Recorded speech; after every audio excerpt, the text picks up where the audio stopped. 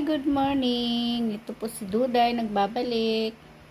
Ngayong araw na to ay magluluto po ako ng shabu-shabu. Ito po yung aking mga ingredients.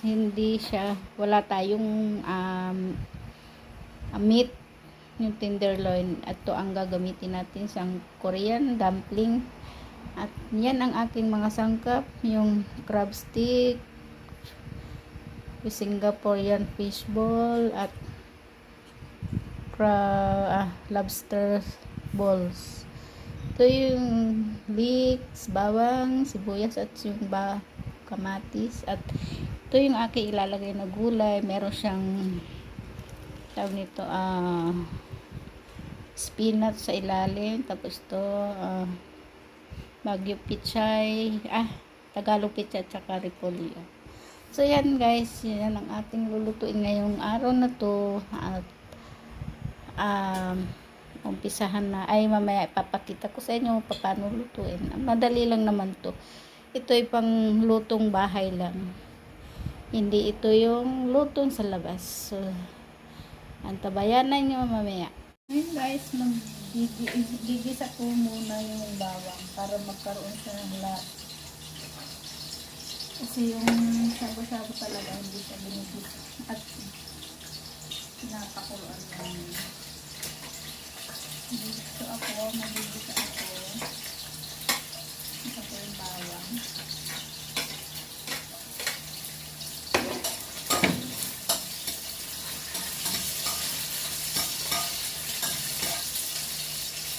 Para makikin. Naglaking dito yung ating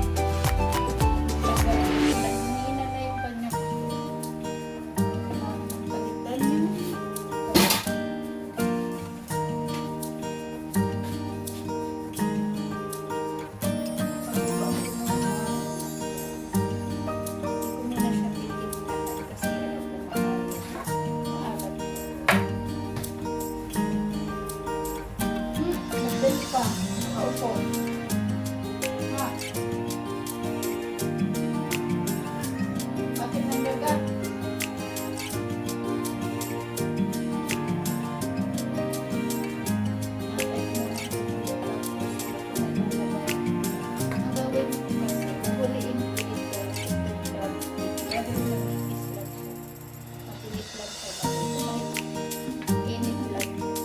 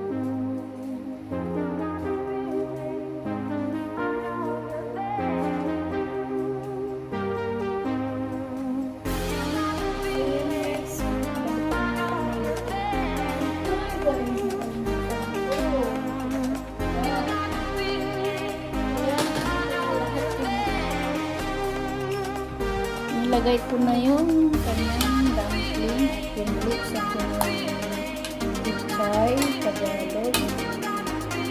Dito na pagluto. Yan. At uhulihin natin itong plastic.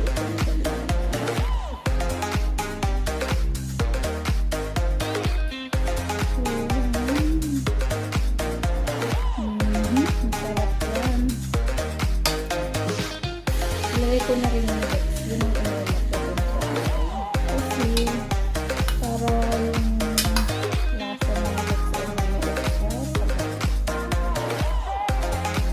So yan, dahil kumukulo na siya,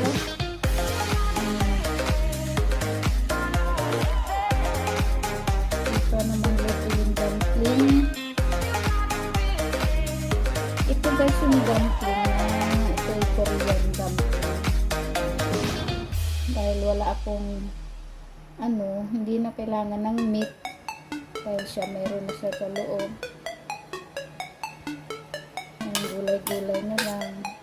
Depende po sa inyo kung anong gulay ang gusto nyo ilagay. Yan, lalagay ko na itong plastic. Ibabaw lang para hindi siya malusag. Kasi nag-ano siya. Yan.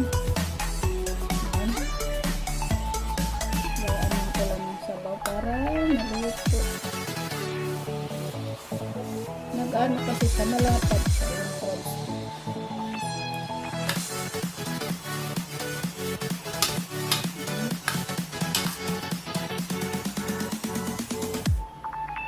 So yan guys, ito na yung yan, antayin ko na lang na kumulo para kumukulo na lang.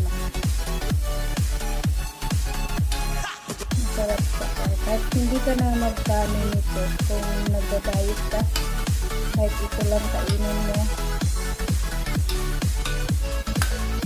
Ito na yan. Ito na siya.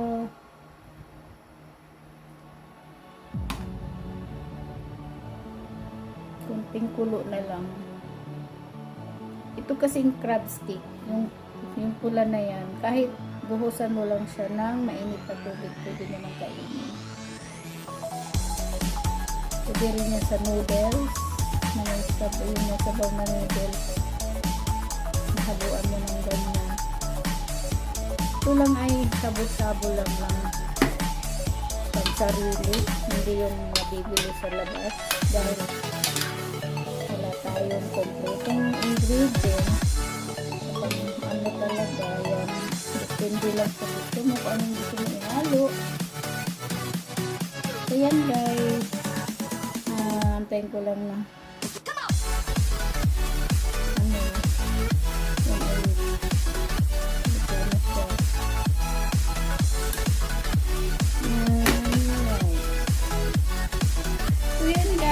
ay luto na yung aking sabu-sabu. Pwede ko na ito kayo. Isa na namang recipe ang aking naibahagi sa inyo.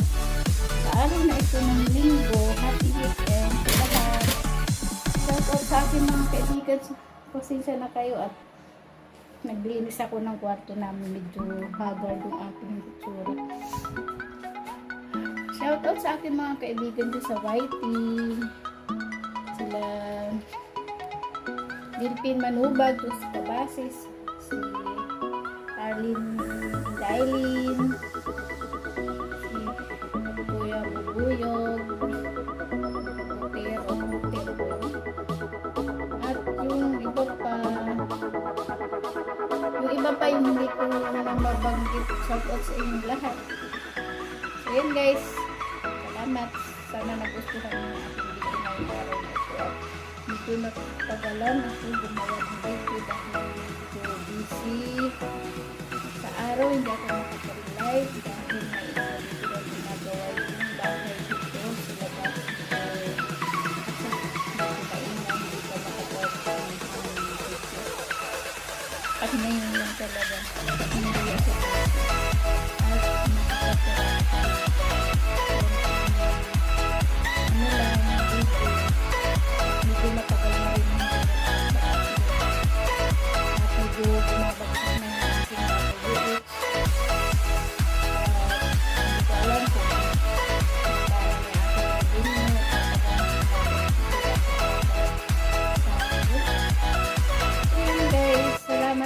inyong panunood. Happy weekend. Bye!